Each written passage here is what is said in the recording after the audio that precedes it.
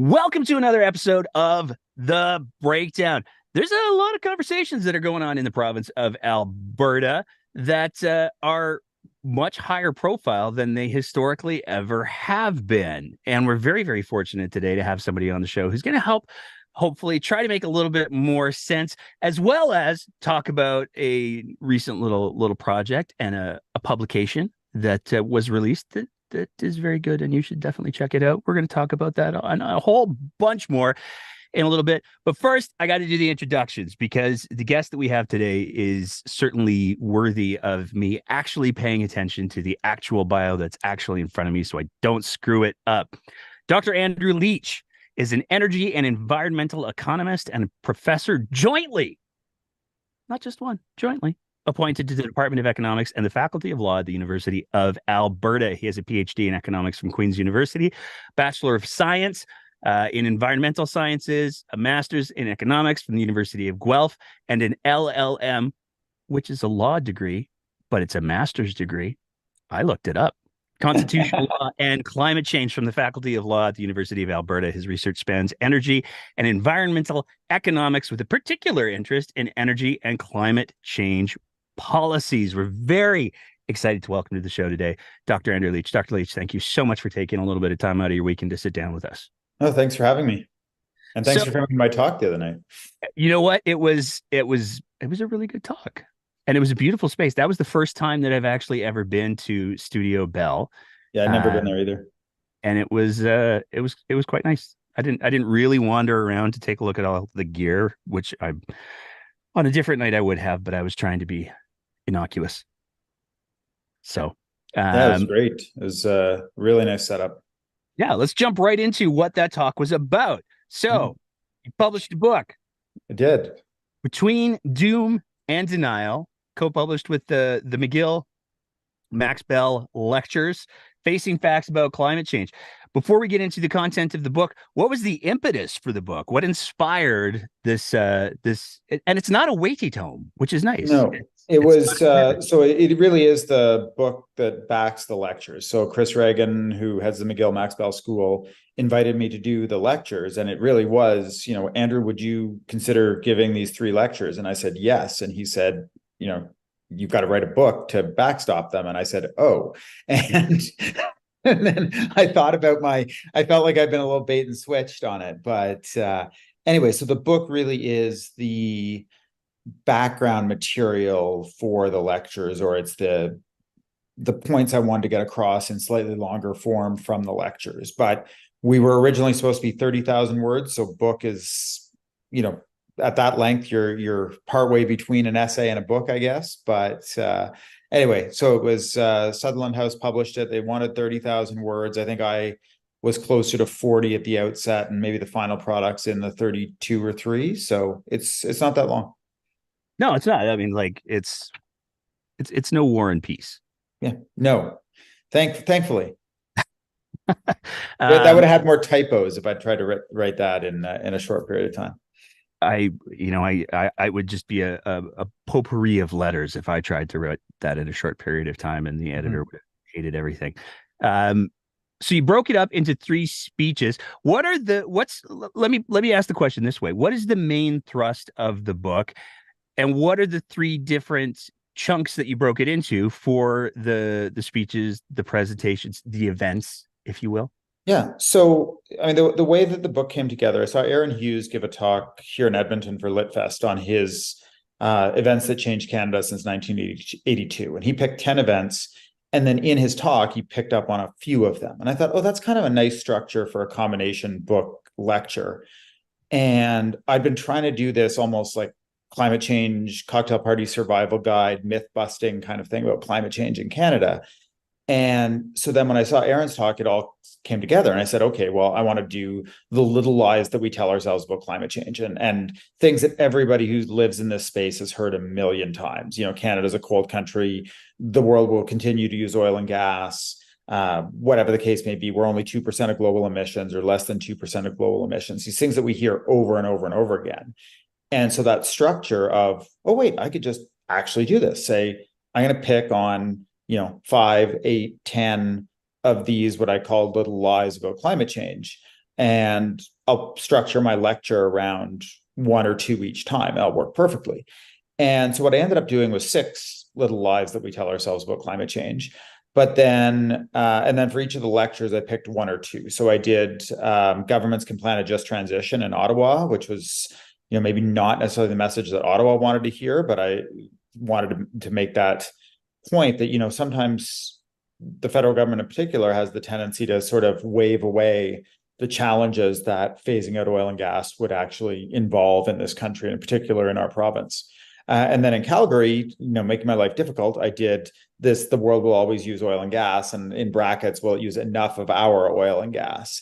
And so again, it's getting at some of the, what's the disconnect between oil and gas use forecasts and action on climate change. So that was, making my life more difficult in Calgary. Not the hardest talk I've ever given in Calgary, but I was a little nervous about it for sure.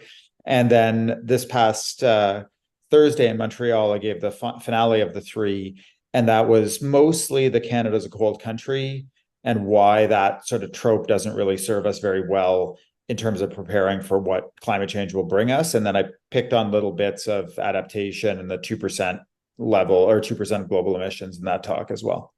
So to start with, I want to spend a little bit of time on each of those. So the first one, the just transition, which has been misinterpreted in so many fascinating ways. My favorite, of course, is Premier Smith's just transition, like it's an order as opposed to the just part.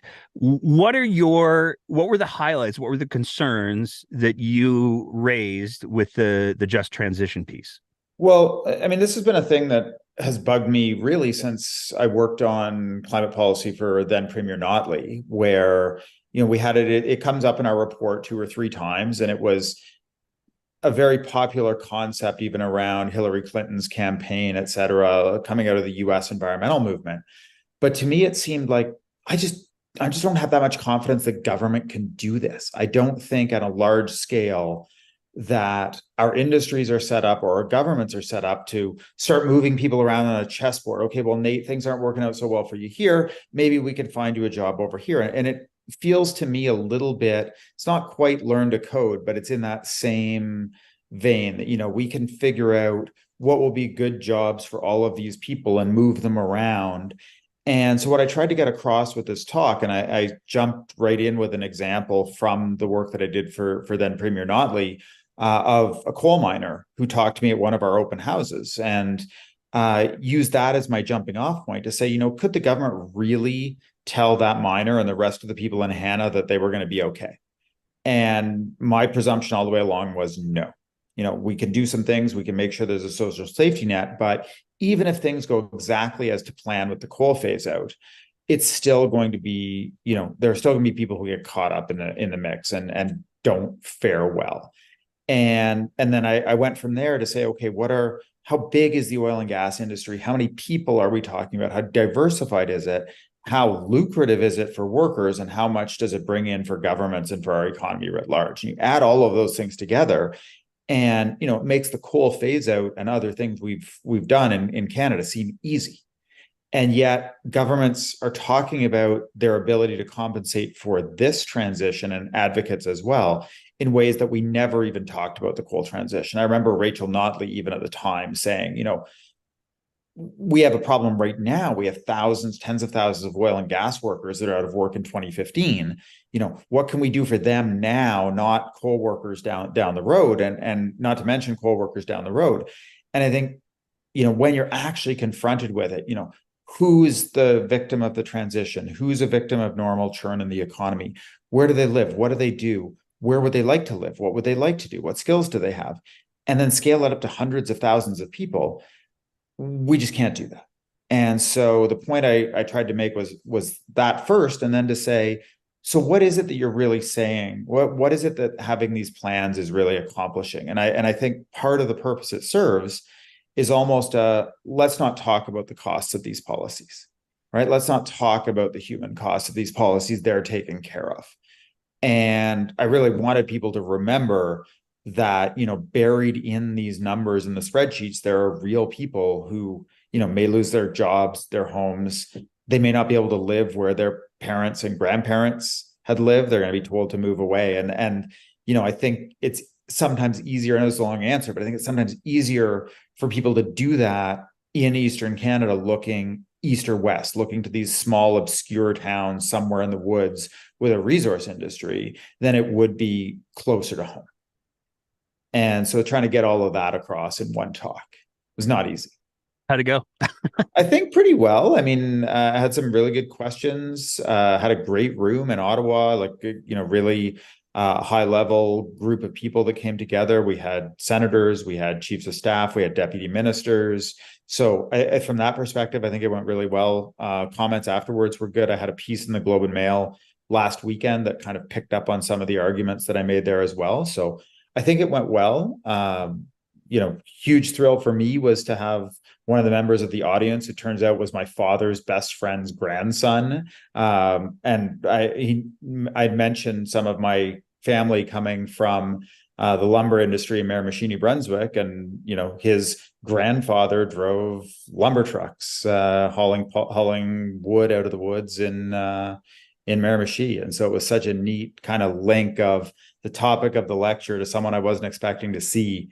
And a little small world Canada there too. That's pretty cool. Mm-hmm. So that's talk one. Talk two is in Calgary, and you talked now. I was present for that one, and it was I really can't stress enough how much I made so many notes as you were going through, because I was like, oh, that's interesting. That's going to make a good talking point. The two. That's why I have the book. You got the notes. The notes are right there. Yeah, but then I like to like cross-reference everything and really make sure it gets. I'm not that bright, so if I don't write it down 6 times, it doesn't get in. There's two things that you kind of highlighted that I thought were really interesting. One of them was when you were talking about the potential price, I'll say, of oil and gas looking into the future, despite the fact that there are people who are saying that peak oil is coming very soon. Some people are saying by the end of the decade. Yeah. Can you talk a little bit about that optimistic prices piece? Well, it's not necessarily optimistic price as it is don't make the immediate leap from declining global oil consumption means declining global oil prices. And, anybody that lived in Alberta from 2015 to 2019 should be really familiar with this problem, right? At that point, global oil consumption is increasing, but global oil production capacity was also increasing, and that led to cratering prices. So in the same way as, increasing consumption doesn't always mean high prices, we've had lots of bust periods when global consumption was going up. Global consumption starts to go down. That doesn't translate it as mechanically to lower prices, because companies and countries, et cetera, will react to that and say, well, if global consumption is going down, even if they believe prices will go down, they'll invest less in new production capacity, and the market could well be tighter than we expect, and you could have declining consumption with high prices. Or you could have everybody say, yeah, this climate change mumbo jumbo, it's a hoax perpetrated by the Chinese, and we're just going to keep producing and the market will be there. And prices could crater very, very quickly. Right? That if electric vehicles and such continue to explode as they have been, the market could come out from under us much more quickly than we expect. So in that chapter, I was trying to get at, don't look at the quantity stories in things like the World Energy Outlook, but don't take those price forecasts to the bank or those price scenarios to the bank. And in the same way as, 5 years ago, I remember doing a bunch of talks in Ottawa, and people telling me, well, the oil price is never going to, you guys in Alberta should figure this out, right? Might as well say goodbye to the industry now. That price is never going to recover. And my response was always, would you bet your retirement savings on it? And people were less willing to take that bet. But you're asking our province to do so. And of course, had we listened, we would have missed out on the single greatest government revenue windfall we've ever had from our resource industry.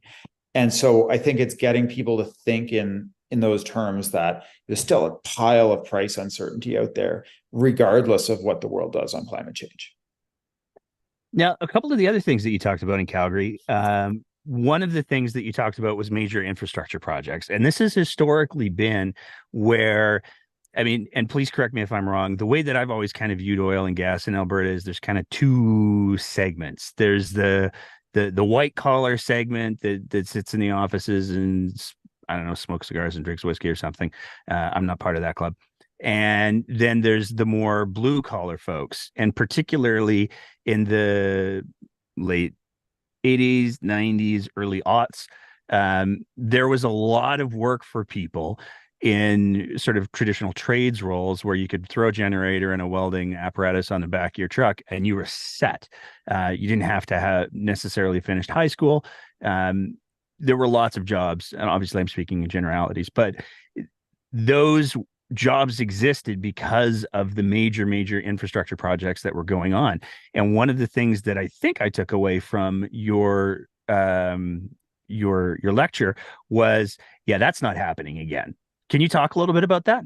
Yeah, so I think I would maybe shift the timelines a little bit to, the late 90s kind of decline, gas boom followed quickly on its heels into the early 2000s and the start of the oil sands boom. And so the way I would differentiate it is our oil sands project construction economy versus our oil sands production economy. And the oil sands boom that we saw wasn't really about producing oil, it was about building oil sands projects. And that world of Alberta, when I moved here in 2006, and I remember one of the earliest meetings I had with a student in the first spring that I was in Alberta, and they said, thinking about looking for a summer job. And I thought, like, you've missed the boat. It's April. What do everyone's got, my Ontario mentality, everybody's got their summer job now. And I think just to kind of stick it to me, person was back in my office a couple of days later with, 5 potential jobs and asking me to help them choose between them. You really don't know what this province is like. And it was true. I didn't. I'd never lived in that kind of a labor shortage, employment boom, what have you.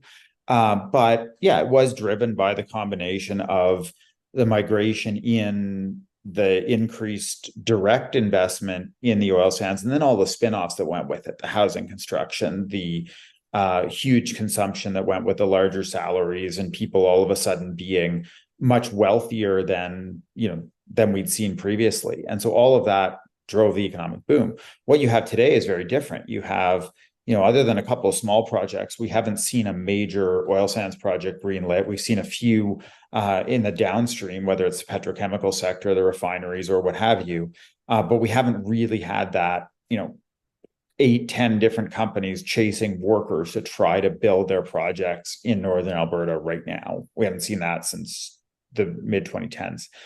But yet we have record royalty revenues and record industry profits. And so it really is a shift between, dollars going to shareholders and government royalty coffers, et cetera, and maybe a change in that, as you framed it, blue collar versus and trades. I don't know if it's just that, but I think it's also, engineering, design, project management, et cetera. So, the guy with a welding rig on his truck or the woman with a welding rig on their truck is the sort of maybe the stereotype, but I think that's hit a lot of different parts of the industry, that there's just been that structural change in where the employment is and how quickly different new projects come along, your ability to move within the sector, et cetera. A couple other points that you raised in Calgary, and then we'll talk about the final lecture. One of the things that I was really struck by is the sort of the fun with numbers little lies that we tell ourselves. I mean, you referred to the fact that Canada produces 2% of global emissions, but please correct me if I'm wrong. One of the other statistics that exists out there is that when you take a look at how much we produce per capita, it gets way uglier really, really quickly, like in the neighborhood of 16 to 18%, if I'm remembering correctly. And Smaller than that, but what's smaller? Smaller than that, but we're a big part of that global historic. It depends on how you run the numbers, but yes, our per capita emissions are much larger than average. Factors of 3, 4, and then no matter how you do it. So it's not just that we're producing more. Hannah Ritchie, who does, I think it's Hannah's piece that does Our World in Data. They've calculated back, if you do based on our consumption. So it's not just we're producing oil and sending it to the world and gas and sending it to the world or the US. It's even if you look at our consumption of energy and emissions, we're still way above the global average on a per capita basis and have been for essentially our entire history. And so the way I frame that is just saying, we're causing more than our share of the problem. And I think it's true that doesn't change the science, right? Where there's fewer of us, so our impact on climate change is still relatively small, still 1.5, 1.6% of the global contribution. But per each one of us, right, we're having a much larger impact than almost everybody else on the planet. And this is where you brought forward an argument that really kind of like, I wrote it down and I was like, man, that's a hell of a way to frame it. Because one of the questions that we see constantly asked over and over again about climate policy and whether or not Canada should be doing things about climate policy is the question, hey, so, like, why do we have to be the ones to show leadership? And if we do show leadership on climate, are people even going to listen? And you kind of just like walked right past that argument in your lecture and basically said, it's not even about that. It's if we don't act, people won't invest and we're screwed. Yes. Am I summing that up? I think that's a fair way to put it. And in the book, I pick up on a speech that Prime Minister Harper gave, and it's one of my favorite speeches probably on climate by a Canadian Prime Minister. And I use it every now and then on Twitter just for fun, because I'll quote from it and say, the Prime Minister's speech, and everybody freaks out because they think it's Justin Trudeau, and they'll tell me how woke he is and how he has no clue what's going on. And then I remind them that it was Prime Minister Harper. But he says the Motivation Act isn't about our per capita emissions or whatever. It's our energy industry. We depend on, or we want to depend on, this was sort of his energy superpower era. And we want to be able to depend on our energy industry. And if we are seen as not acting on this, then that will not happen. And at the talk, I cited Keystone and the debate over that. Certainly Gateway plays into that. But also, I gave the example of the Trans Mountain Pipeline and its request to have its insurer kept confidential, where they literally go to the National Energy Board or the Canada Energy Regulator and say, if we have to tell the world who is insuring our pipeline, we will not be able to insure our pipeline. That our reputation is already at that point, that we're a small part of the global market. And so for a major European reinsurance company to say, no, we're just not insuring that pipeline, it's not that big a deal for them. And even if Canada said, well, as Premier Kenney tried to do, well, if you're not going to bank the oil sands, we don't want you here at all. Okay. Right. That's essentially what they're going to say. It's very different if it were the Americans or the European Union or larger economic units, but we're 2% of global, or we're less than 2% of global emissions. We're a larger share of global GDP than some, but we're not a large enough market. We don't swing a big enough stick globally for most companies to say, it's worth it for me to take a big hit to be part of the Canadian market.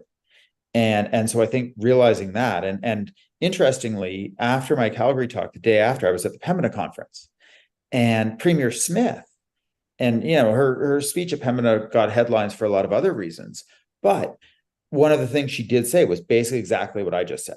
She said, we need to be acting on climate change, not because someone does some math and tells us that it's whatever. It's that we are a major contributor to global emissions, and we are a major energy exporting country. And that, she sort of spelled out something that was pretty close to, I doubt she's read my book, but it was very close to the argument that I make in the book, that it's in our own interest. It's not some great global charity project. It's going to be in our interest, in part because we're really small.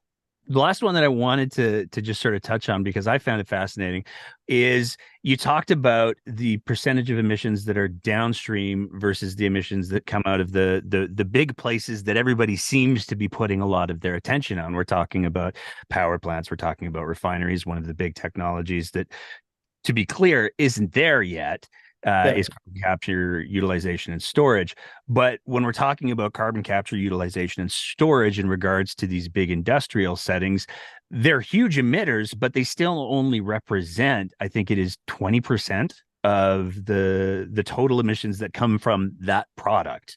Yeah, 80%. so that's unique to oil. So that's a product of oil sands, right? That their production emissions, you're producing a barrel of oil that you're then going to burn eventually. I mean, oil and gas, right? It's for things that we burn eventually when we produce hydrocarbons and then burn them eventually. Then it's the burning that creates most of the emissions. It's not the production. And so we're focused now, for a long time, the oil and gas industry's position was don't focus on our production emissions because really that's a small share of the total. And when we add it all together, we're not that much worse than the other people. We're only like 8% worse when you add it all together. Please ignore the fact that we have 3 times higher production emissions than other places. But now it's flipped. It's we can decarbonize the production because those are within our control. We can put carbon capture and storage on them. We can reduce them. But the point that I think I was making in the lecture on this was, okay, great, but your biggest threat is the fact that you can't do anything about the 80%.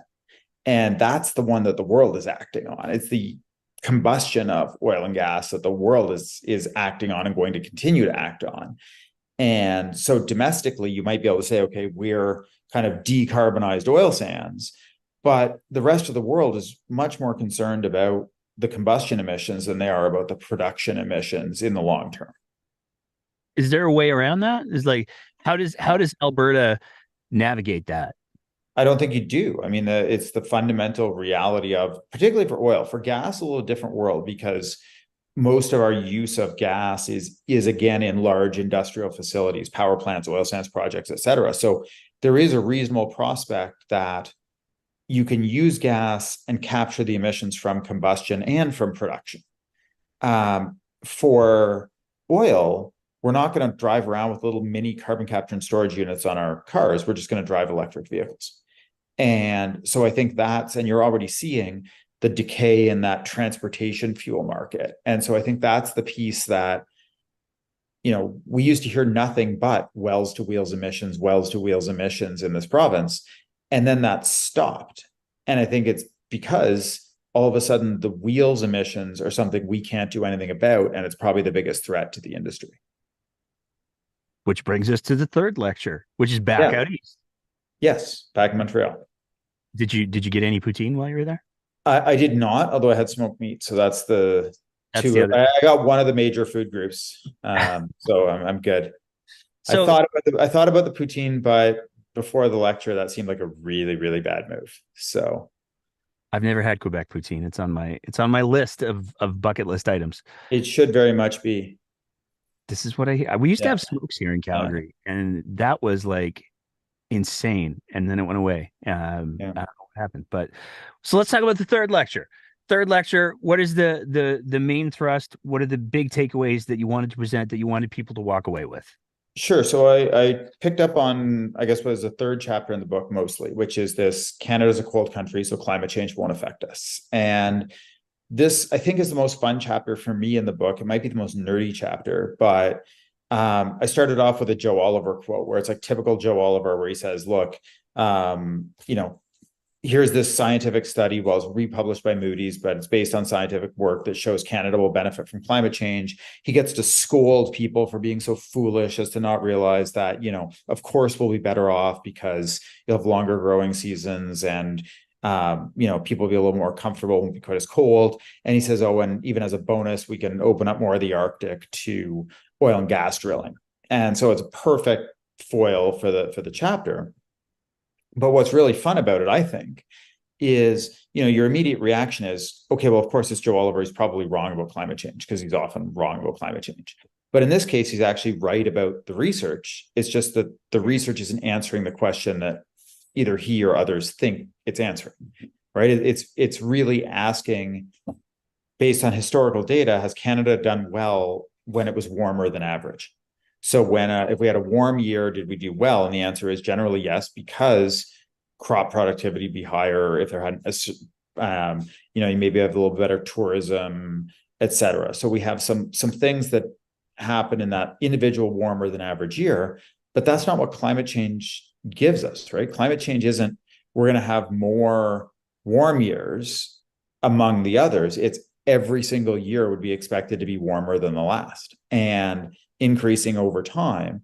And so the point I was trying to make in the lecture was the damages that are associated with those sustained increases in temperature are ones that are not picked up in those studies. And those are the ones we should be worried about. So, I talked about extreme heat events, some extreme weather, and then more things like Arctic permafrost melting, sea ice loss, sea level rise, which is relatively longer term, but still a challenge. And then, some other little tidbits like, we think about deer ticks with Lyme disease. One that I joked around about in the lecture a little bit was the northern migration of the territory of poisonous snakes. So now in Alberta, we have, rattlesnakes in Lethbridge, but we don't in Edmonton.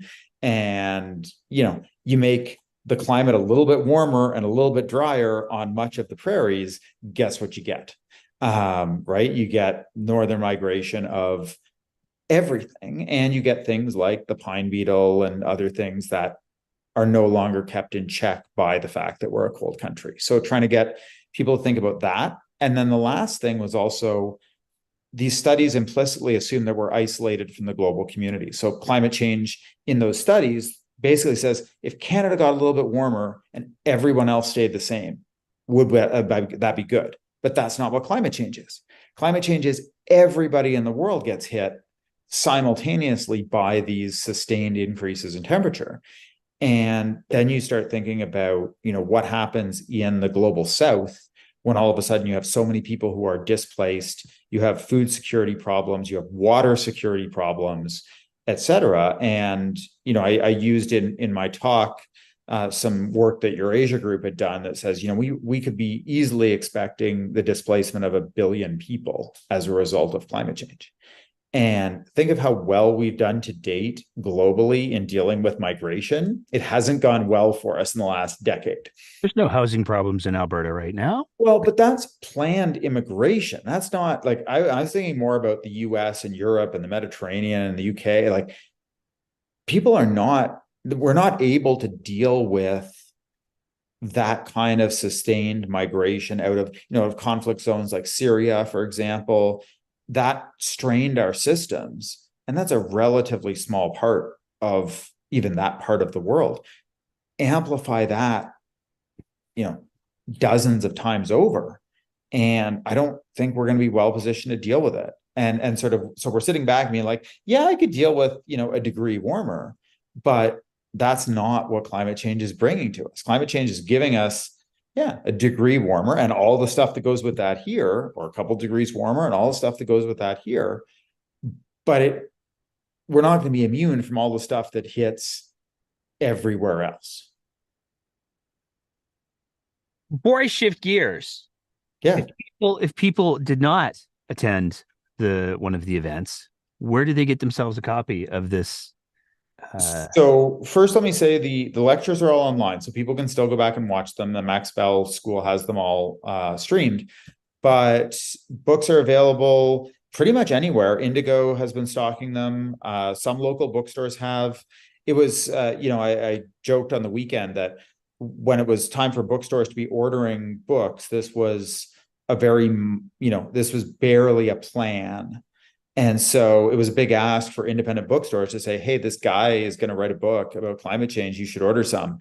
And so a lot of the independent bookstores, Audrey's here in Edmonton, that we deal with a lot, they had a small little order, but I think now they've kind of said, okay, maybe there's more interest. I'm not sure about what the right location is in Calgary, but Sutherland House is the publisher and they can order direct from them.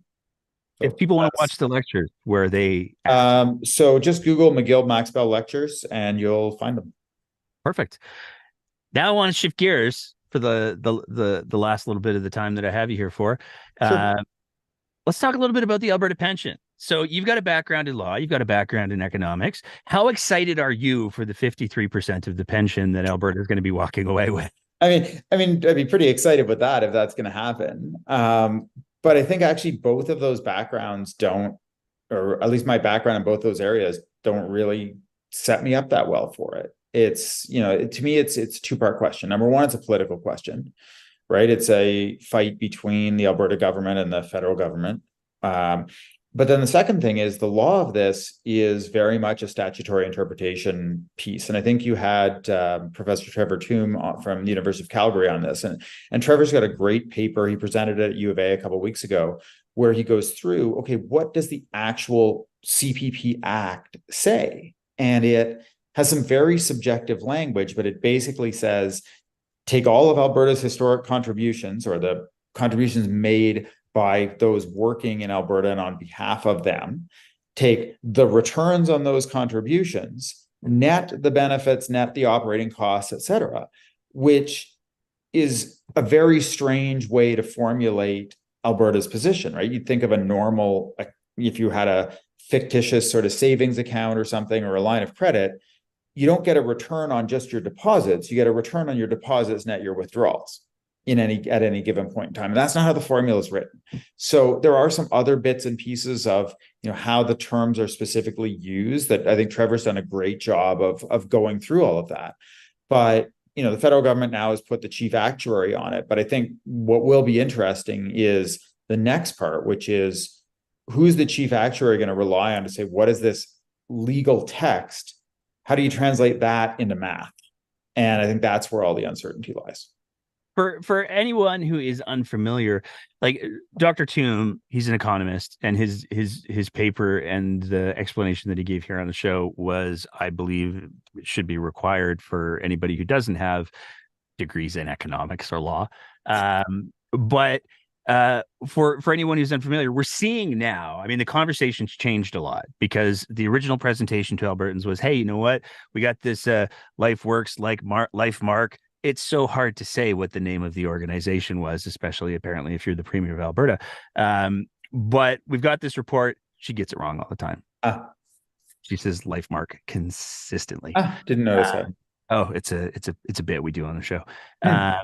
But this group, it was Morneau Chappelle. That's Bill Morneau. Like, how much more liberal can you get? The numbers have to be right. And the conversation shifted to some degree from, here's how much money we're going to get. It's going to be so great. There's all the things that we could do, to now we're having conversations about these actuaries. So what's the difference between an actuary and an economist, or an actuary and a lawyer? For anybody who's not familiar? I mean, actuaries are basically highly trained applied mathematicians who specialize in risk. So you have, some crossover between math and economics and math and actuarial science, but they're basically like, if you go to buy life insurance, right, and the person's going to say, like, the person who's going to say, what is the likelihood that you are going to live past particular years? Or if you buy long-term care insurance, the person who's going to do the calculation on how long are you likely to spend in care if you end up in care? Or house insurance, how likely is your house to flood?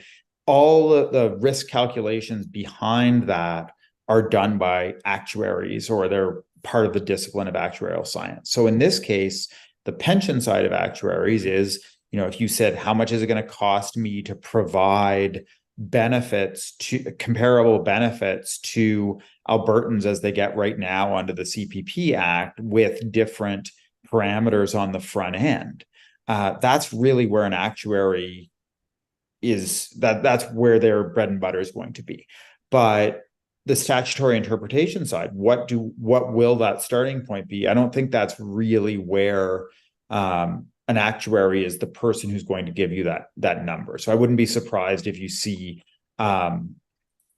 somebody brought in to provide, we tend to hire retired Supreme Court justices for this type of thing, but, this would be and just throwing it like a Justice Rothstein, or somebody that's retired off the court that has that kind of a administrative and interpretation interest. I don't know who the right person would be, but somebody in that space, somebody that has that kind of an expertise, that's who you need an opinion from. And probably eventually that's where we end up.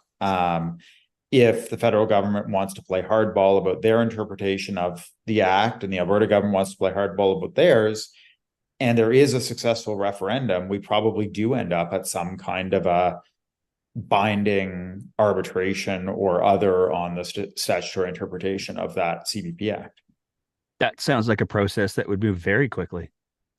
Yeah, I mean, it wouldn't have to be that, it wouldn't have to be that drawn out. I mean, this is the type of thing that you would have in an employment context, for example, if you had terms of a contract where or severance or these types of things. I mean, it's of a type. It's just the numbers are bigger, but you're dealing with two organizations, the provincial government and the federal government. They're also much, much larger organizations. So it need not be something like the drawn out reference case after reference case that we've had for other things. It could be a relatively short process.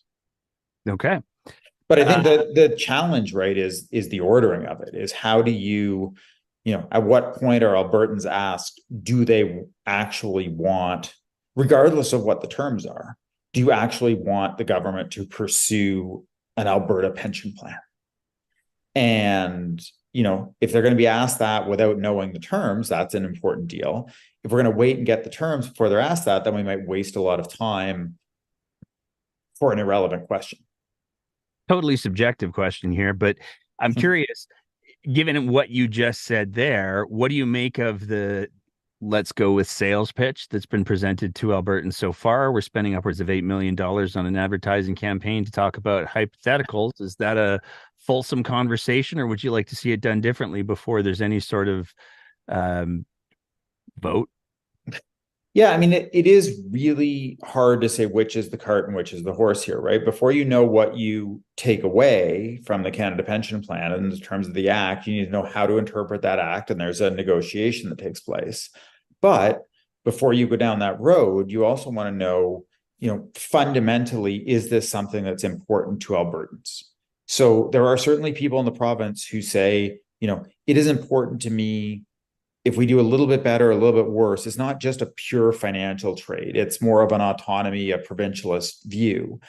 And I think that's the view in Quebec as well, right? I like having my Quebec specific things. And so if people feel that way, I just want us to have our own pension plan. I want it to be a pension plan by Albertans for Albertans. I don't care if it costs a little bit more, it costs a little bit less. Okay, they can make up their minds on that right now, right? Yes, go ahead. But then there are others, and I think that's actually the more concerning thing, is if you're making this decision because based on the demographics right now, I might save a percent or two, right? If that's the only motivation for your decision, know that those are the things, as Professor Toome does really well, right? Those are the things that can change in birth rate, change in relative prosperity, and all of a sudden we're in a very different space in terms of the relative benefits. And, I find it interesting that, many of the people who I find often are, will tell everybody that Alberta is incredibly precarious, right? That Justin Trudeau has completely demolished the economy of Alberta, which he hasn't. But, as though if you sneeze in the direction of this province, everybody leaves and things go sideways. They're also the ones who think we'll do better with an Alberta pension plan in the long term, right? If your province is that precarious that a federal sneeze is going to disrupt, hundreds of billions of dollars of investment, well, that means your Alberta pension plan is a whole lot riskier. And yet those two groups seem to be one, right? They seem to be like that Venn diagram of thinks Trudeau has destroyed the Alberta economy in less than 8 years and thinks our demographic advantage is permanent and can never be undone. They seem to be the same people. And for that, I would kind of like pick a lane, right? If that's what you think, then great. But I don't know. I think it's still more of, at this point, a provincialist versus kind of federalist project than it is a how do we save $10. Yeah, it's almost as if, those two arguments, it's almost as if that they're not actually based on empirical evidence. They're purely ideological, and that's why they can flex in the way that they do. Yeah, I mean, I don't know, it's hard to separate, as you say, the real economic pain that has happened at different points, right? 2015 oil price crash created a lot of very real economic pain in the province. And a lot of people will rightly look and say, who was the prime minister and who was the premier at the time? And that's just what happens, right? And had there been an economic boom that started in 2015 because oil prices went to $200 a barrel, there'll be a lot of people saying, look what Rachel Notley did, and look what Justin Trudeau did. And so that's part of the game. But I do think it's, if you believe that we're that precarious, then the Alberta Pension Plan is just not for you, right? You want the security. If you believe that we're, the Alberta Advantage is permanent and we're like this, economic juggernaut within Canada, and we're always destined to be that, then the Alberta Pension Plan is probably a good bet. But that was the bet that Quebec made, essentially, partly economics and partly provincialism, and the economics ran away from them. Yeah, Ironically, because of separatism and other things. But the economics got away from them, demographics got away from them, but they still have the provincial advantages. And I mean, they probably could. I don't think there's a lot of a campaign in Quebec to join the CPP, even though their Quebec pension plan is a little more expensive. Last topic I want to hit you with. It's been a let's go with dynamic week in carbon tax land. Yes, it has. So is the carbon tax dead? Is it on life support? Or I mean, we saw the federal government came out and said, hey, you know what? We're going to put, I believe it's a 3-year moratorium on heating oil, where if you rely on heating oil to heat your homes, then you're not going to have to pay carbon tax on that. And also, by the way, we're going to try to get everybody who is in that position to maybe take a look at heat pumps. Yep. And it's kind of a selective benefit. So what is your sort of, what was your, let me do it this way. What was your initial reaction? And secondary to that, how are you interpreting it now? So, I mean, to start with, to me, it wasn't the carve out that was the problem. It was the way the carve out was presented. So we have and have always had carve outs in the federal carbon price. For example, farm fuel, purple gas, whatever, colored fuel is exempt. And that's an exemption that has a much bigger impact on the prairies than in other regions in the country. And so, you see a lot of people talking like, well, before this very moment, the carbon tax was pure as the driven snow and applied the same carbon price to the same activities everywhere in Canada in exactly the same way, which it did not. So let's sort of dispense with that.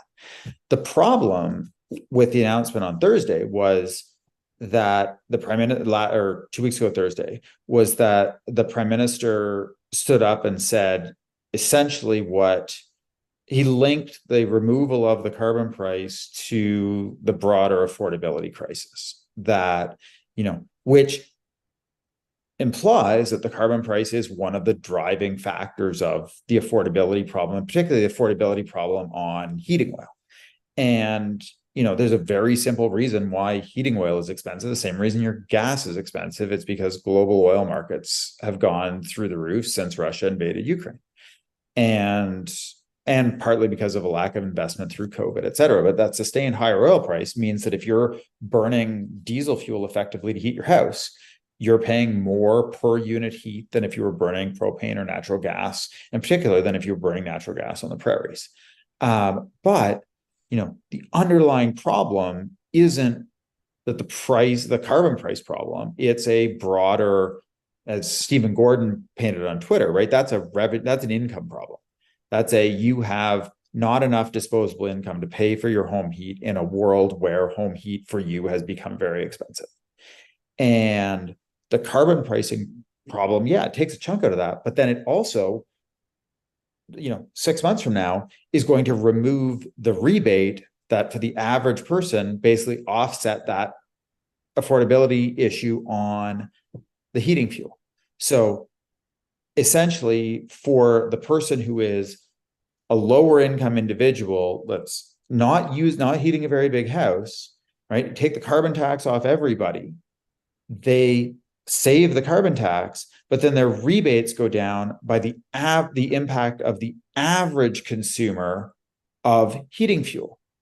And if they're using less than average, which is generally the case, the lower you are in income, the less emissions you generate, not always, but generally.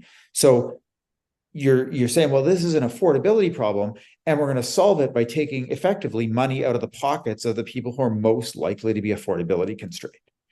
And it's taking the soundbite from Pierre Poilievre and others, which is actually entirely wrong, right? We know what the combined carbon price and rebate, that for lower income individuals, it is almost entirely purchasing power positive for them. And so if you're saying, that's just the math. And so for the prime minister to stand up and say that math is wrong, right? That was what was harmful on, a week ago Thursday or 2 weeks ago Thursday. I've lost track of all time with my book tour, but that's the piece that was harmful. And so I don't know if you recover from that.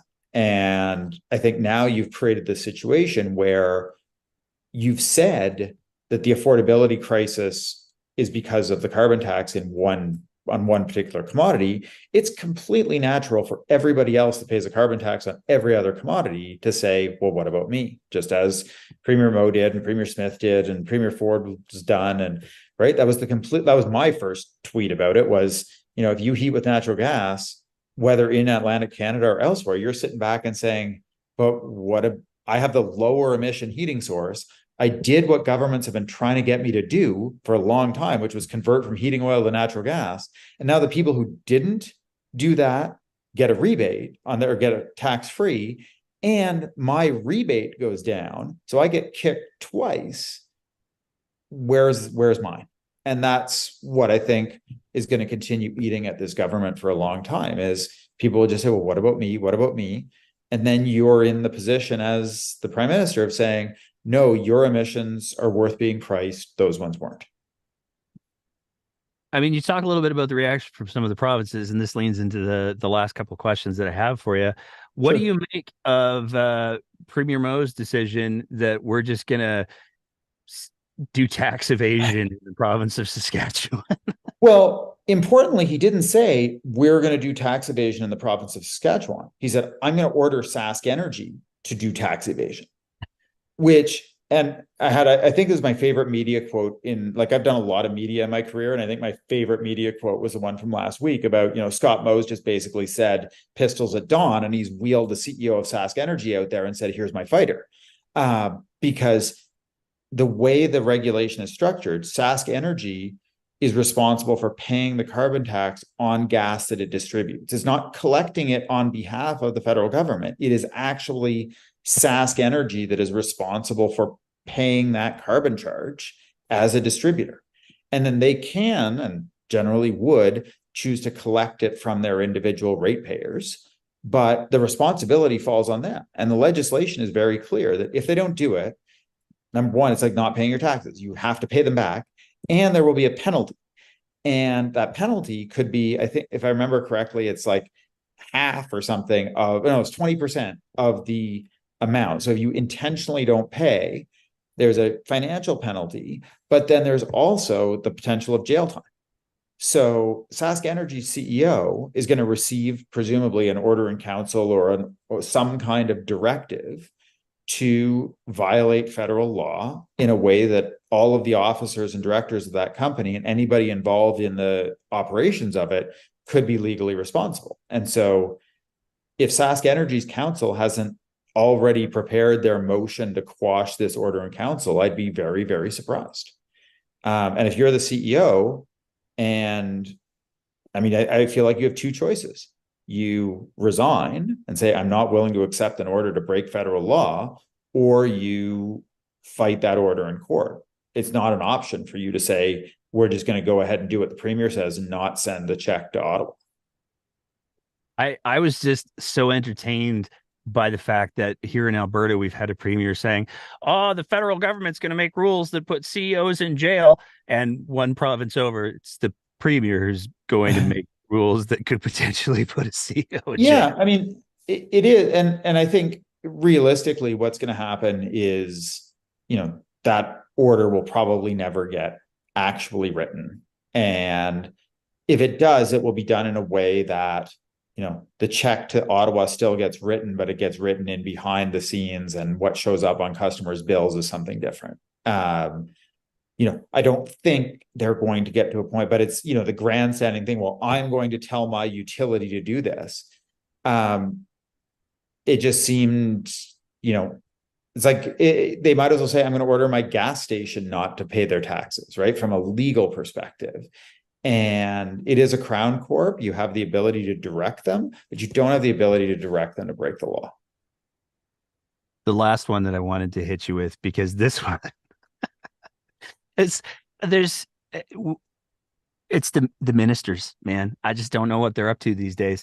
I know that you saw it because you referenced it earlier on in the conversation. How excited are you as an economist, as somebody who's concerned about climate change? How are you excited? How excited are you, sorry, for Nate Horner's announcement that there's going to be a new program to retrofit all of the natural gas houses? He's deadly serious, by the way. Natural gas houses back to heating oil that cost, by some measures, 4 times more, so they don't have to pay the carbon tax. How thrilled are you for that? I mean, I'm really, really, really hoping that Minister Horner is just really bad at deadpan comedy, because that's the only thing that will make me feel better about this, is that this was it's not even if you think, okay, it's a joke, but it's not even funny, right? No. Because as you say, it's like, well, we're going to shoot ourselves in the foot. Ha ha. It doesn't, it's not funny. And so my hope is that there was some reason why the minister thought it was funny and delivered it with perfect deadpan twice, well, 3 times in 2 separate interviews, and he doubled down on it second. But as you say, I think it's a little bit of everybody's so caught up in the carbon tax as the root of all evil, right? And we heard it from the comment about homelessness in Calgary or something to that effect, right? Is, well, the first thing we do is get rid of the carbon tax. Well, that's number nothing on your list. If someone is struggling with that affordability crisis and addiction or any other reason that they've found themselves houseless, they are a net beneficiary from the carbon. Your emissions footprint is unfortunately far smaller than it should be. You're not heating a home by definition. You're not driving a car, almost certainly. Potentially you are, but your emissions footprint is going to be smaller. And so that comment to me it strikes of, we're so obsessed with this file, and we know we have the federal government on the ropes to a degree, that we're just going to say whatever. We're just going to get the carbon tax into every single thing we can say right now. And in that case, it was just numbingly ridiculous to say we're all going. I mean, I can't even start. It's, the dollars per gigajoule to do it. There's, if you take it as a practical sense, I mean, there is, I don't think there's anybody, certainly on the StatsCan numbers, whatever the StatsCan rounding is to the thousands of households, Alberta doesn't, it appears as an NA in StatsCan data. So maybe there are some smaller areas that have, the oil truck and the oil tank still making deliveries, but it's tiny, tiny, tiny. So it's, the one thing that entered my mind was, it's almost the same as well, we're going to put everybody in electric cars. And somebody says, well, what about the charging infrastructure? Well, this thing, even if you thought about it, even if you were completely ignorant of prices and said, we're going to do this, it's so you're going to retrofit all of the houses in Alberta with new furnaces, and you're going to create a delivery infrastructure, and you're going to create these are all the things that this government would critique about any plans to decarbonize. It's just it's so not funny. That's we just come back to that. It is just, I want it to be a joke so badly, because the best possible interpretation of it is that our finance minister just isn't that funny. And if we get there, then I'm okay. I mean, I did not get the impression, because he made the point of coming back to it in that Yeah, being I'm deadly serious. He pointed his pen. He wasn't messing around. But I mean, let's be clear that it's incredibly depressing if he was deadly serious. So we need to kind of, as a coping mechanism, assume that was part of the bit. Assume that he's making a joke, and that we just all miss the, like, you know, I'm deadly serious was some part of the bit. I I think that is boy, it would be nice if that was a joke. Um, I the thing Yeah, that it's concerns me is like even if it was a joke and his deadpan was that perfect, yeah, I would like to think that a minister of finance would recognize that there are certain places where you can make jokes, and there's certain places where if you make a joke, you have to follow up with, I was messing with you. And if you yeah. don't do that because of the position that you hold, that can actually make a significant impact on how economic decisions are made, how investment decisions are made. Yeah. I mean, I think it's potentially that, the Minister of Finance doesn't know the dollars per gigajoule of heating oil, right? That he just hasn't done that math. And that that's probably the simplest thing, is that he knows it's a more emitting fuel. He thinks the carbon tax was a large, like he for all intent. So I'm going to do what I shouldn't do, which is defend him a little bit. But, if you took the prime minister at face value, he said, we're cutting this carbon tax for affordability reasons, right? If you just went straight to that soundbite, it's, well, the carbon tax must be a big chunk of this price, and removing it must make it an affordable source of heating, kind of like natural gas. And the charitable interpretation of this joke is that, or is this joke of this statement, is that the Minister of Finance in Alberta doesn't know that it's way more expensive to heat with oil than to heat with natural gas, and doesn't understand the underlying affordability problem that was at issue here. And so he couldn't jump in to correct himself, or he didn't know that it was like that it was a joke that was completely implausible because of that difference in dollars per gigajoule. If you took something like, if you had, how much does it cost me to heat with coal or heat with wood, make the same joke. Like, I don't know, I spend a lot of time in this space. I have no idea how much it would cost me to have a coal furnace, but maybe I make that. I don't know. I'm trying to cope here and trying to trying to feel like it's okay. I mean, to me, the way that I look at, I'm a big Occam's razor kind of guy, and I Oh saw yeah. from 2019 with Mr. Kenny's tenure, he set a very clear tone in office, in caucus, in cabinet, and you saw that behavior reflected in the ministers, in the staff. Cough, Matt Wolf, Calf. There's a reason why I'm wearing this shirt.